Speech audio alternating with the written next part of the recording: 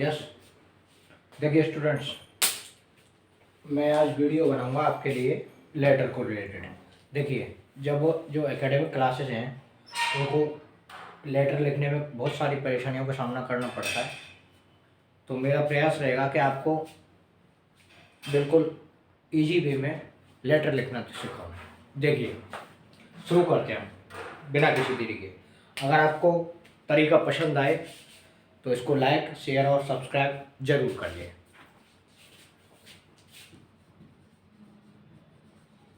Letter, LETTER। देखिए, generally आप लोग पढ़ते हो लेटर फॉर्मल, इनफॉर्मल या बिजनेस लेटर, है ना, इस प्रकार से। तो मैं आपको सीधा बता दूं कि जनरली मैंने देखा है कि बच्चे कंफ्यूज हो जाते हैं फॉर्मल और इनफॉर्मल में लिखते समय कि कौन सा फॉर्मल है कौन सा इनफॉर्मल है, भूल जाते हैं। तो मैं आपको एक सीधे सिंपल तरीके से बताऊंगा कि देखिए, लेटर जो होते हैं ना, वो एक होते हैं ऑफिस वाले, ओके, एक होते हैं फ्रेंड्स फैमिली वाले, फ्रेंड्स और फैमिली वाले, ओके,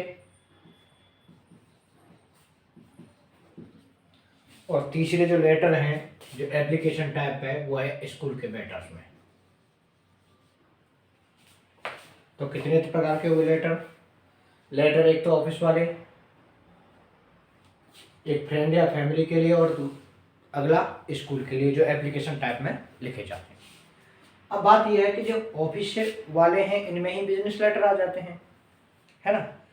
तो कहाँ कहाँ क्या क्या गलतियाँ करते हैं, इसका फॉर्मेट क्या होगा, कौन कौन से में के इसके फॉर्मेट को फॉलो करते हैं, उस बारे में मैं बात करूँगा। देखिए, जब हम ऑफिस के लिए लेटर लिखते हैं, किसी के लिए भी, क्योंकि उस ऑफिस में हम होते हैं अनजान। जब हम अनजान होते हैं तो सबसे पहले हम अपना अपना एड्रेस लिखते हैं। क्या लिखते हैं? अपना एड्रेस, ओके। क्योंकि जो न्यू वे ऑफ ट्रेंड है ना लेटर्स का, वो एक साइड में लेटर लिखना होता है हमें, जिस पर जैसे कि मानो कि ये आपकी लाइन है, तो इस लाइन के सीध में ही शुरू से लेटर शुरू होगा और एंड तक इसी लाइन में लिखा जाएगा। किसी प्रकार का कोई कॉमा या फुल स्टॉप हमें जनरली जो पहले एड्रेस लिखते समय यूज़ करते थे उसकी ज़रूरत नहीं है, किसी कॉमा की ज़रूरत नहीं है, कोई कॉमा आपको नहीं लगाना। तो सबसे पहले आप अपना एड्रेस लिख देंगे, जैसे 22 जवाहर नगर, है ना, और जिस स्थान से आप बिलोंग करते हो उस स्थान का नाम लिख देंगे, 22 जवाहर नगर भरतपुर, इस प्रकार से 22 जवाहर नगर न्यू दिल्ली। तो किसी भी स्थान का नाम लिख देंगे, है ना। सबसे पहले मकान नंबर और एड्रेस हो गया। उसके बाद में आप लिख देंगे डेट। क्या लिखेंगे? डेट। डेट कंपल्सरी लिखनी है आपको, है ना।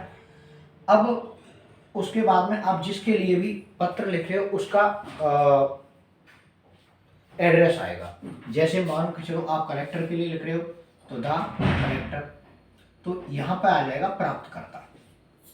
प्राप्तकर्ता सबसे पहले आप लिखने वाले हो तो आपका एड्रेस, डेट आ जाएगी, और उसके बाद जिसको आप भेज रहे हो उसका एड्रेस। इसके बाद आप लिखते हो इसमें सब्जेक्ट। क्या लिखते हो? सब्जेक्ट। ध्यान देने की बात यह है कि यहाँ पर आपको सिर्फ डैश लगाना है। जनरली बच्चे मिस्टेक करते हैं, कोई एरो लगाता है, कोई कुछ लगाता है, कोई बराबर का चिन्ह लगाता है, नहीं, आपको डैश लगाना है। डैश लगाने के बाद आप अपना सब्जेक्ट लिख दोगे, जिस विषय में आप अपना लेटर लिखना चाहते हो। सब्जेक्ट अगर आपका एक लाइन में आ जाता है तो एक लाइन में, अगर 2 लाइन में आता है तो दूसरी लाइन को आप यहीं से शुरू करोगे, अगर एक लाइन में आपका सब्जेक्ट नहीं आ पाता है। उसके बाद अगली लाइन में लिखते हैं हम सर, सर या मैडम, है ना। अगर हमें पहले से पता है कि जिस को हम पत्र लिख रहे हैं वो फीमेल है तो मैडम लिख देंगे सर। बिजनेस लेटर में सर्स लिखते हैं हम। बिजनेस लेटर में क्या लिखते हैं? सर्स, क्योंकि एक कंपनी के लिए लिखते हैं वो। इसके बाद में आप लिखेंगे, अगर आपकी पर्सनल समस्या है तो क्वेश्चन को शुरू करेंगे आई वॉन्ट से। किससे शुरू करेंगे? I want to bring your kind attention, your kind attention, I want to bring your kind attention. इस प्रकार से लिखने के बाद में जो भी आपकी समस्या है वो अगली 2 या 3-4 लाइन में आप अपनी परेशानी को लिख देंगे। अब इसमें क्या होता है, आपकी कोई समस्या है या किसी चीज की डिमांड है, जो भी चीजें हैं आप उसको लिख देंगे। यहां पर लिखेंगे आप योर्स फेथफुली। क्या लिखेंगे? Yours faithfully. ध्यान देने की बात यह है इसमें कि योर्स का वाई कैपिटल लिखा जाएगा। योर्स का वाई कैसे लिखा जाएगा? कैपिटल। ओके। उसके बाद आप अपना नाम लिख देंगे और आप अगर किसी पद पे हैं तो आप अपने पद का नाम लिख देंगे, है ना। और अगर कोई, देखिए ये तो पर्सनल समस्या थी।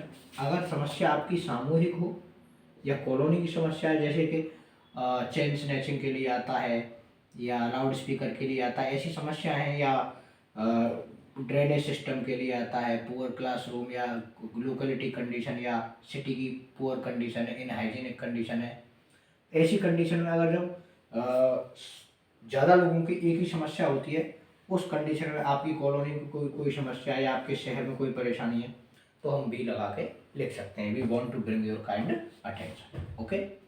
आपकी निजी समस्या है तो आई वांट, और अब सामूहिक समस्या है तो वी वांट। ये हो गया आपका ऑफिस टाइप लेटर। यहाँ पर योर्स फेथफुली। अब जब सामूहिक रूप से आप समस्या बताते हो कि भाई हमारी कॉलोनी की समस्या है, तो आप अपना नाम लिख देंगे और नीचे आप अपना पद लिख दो। जैसे वार्ड मेंबर है, कोई जनप्रतिनिधि के तौर पर, है ना, कोई वार्ड मेंबर है या सरपंच है, प्रधान है, जो भी आप, मैनेजर, कुछ भी, जो भी आप जिस पद पे हो अपनी समस्या के अकॉर्डिंग। इसके बाद में आता है आपका फ्रेंड या फैमिली, है ना। अब जो फ्रेंड या फैमिली वाले जो पत्र होते हैं, इनमें हमारे जो रिलेटिव हैं वो तो हमें पहले से जानते ही हैं, वो हमें पहले से जानते हैं। अब जब हमें पहले से जानते हैं तो उनको अपना एड्रेस लिखने की जरूरत तो है नहीं भाई, उनके लिए हम अपना एड्रेस तो लिखेंगे नहीं, तो हम लिखेंगे सीधे डेट। क्या लिखेंगे? डेट। डेट लिखने के बाद में जिसको हम पत्र भेज रहे हैं उसका पता, प्राप्तकर्ता का पता। ओके। प्राप्तकर्ता का पता लिखने के बाद में अब सब्जेक्ट की भी कोई जरूरत नहीं होती इसमें, तो हम लिखेंगे डियर। अब अंकल है तो अंकल, भाई ब्रदर है तो ब्रदर, सिस्टर है तो सिस्टर, फ्रेंड है तो फ्रेंड। और सामान्यतया इन ये जो लेटर्स हैं फ्रेंड और फैमिली वाले, इनमें हालचाल पूछते हैं और अपना बताते हैं, सामने वाले को पूछते हैं और अपना बताते हैं। तो यहाँ लिखेंगे हम I am hello and healthy, I am hello and healthy and hope you also, and hope you do same, you the same. इस प्रकार से जैसे भी आपको उचित लगे, है ना। I am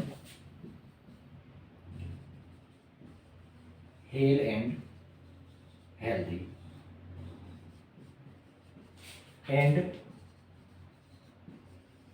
hope you the same, you the same या you also। तो इस प्रकार से आप लिख देंगे, है ना। इस प्रकार से लिखने के बाद में जो लास्ट की लाइन आती है, इस प्रकार से जो भी आपकी बात है आप उसको रखने के बाद में लास्ट में लिखेंगे योर्स ट्रूली। या तो लिखेंगे आप योर्स ट्रूली, है ना। ट्रूली नहीं लिखते हो तो सिंसियरली, सिंसियरली। ये भी नहीं लिखते हो तो सिर्फ योर्स लिख दो, या योर लविंग सन, भाई है तो योर लविंग ब्रदर, इस प्रकार से। ओके। और आप अपना नाम और यहाँ नीचे एड्रेस आप आराम से लिख सकते हो, कोई दिक्कत नहीं। नाम और यहाँ आप अपना एड्रेस लिखना चाहो तो लिख सकते हो, ये आवश्यक नहीं है। ओके। आगे देखते हैं। और मैं तो एक बात कहूँगा कि एक ही शब्द को याद कर लो इसमें से, योर्स ट्रूली या योर्स सिंसियरली। आगे देखते हैं। अभी जो स्कूल वाले हैं, स्कूल वाले में 2 प्रकार के आते हैं। एक तो आता है एक स्कूल के ऑफिस के लिए लिख रहे हो आप, अपने खुद के स्कूल के लिए, और एक एजुकेशन डिपार्टमेंट में किसी अधिकारी के लिए लिख रहे हो। जब आप किसी अधिकारी के लिए लिखते हो, एक होता है स्वयं का स्कूल, स्वयं का स्कूल, और एक होता है किसी अधिकारी के लिए।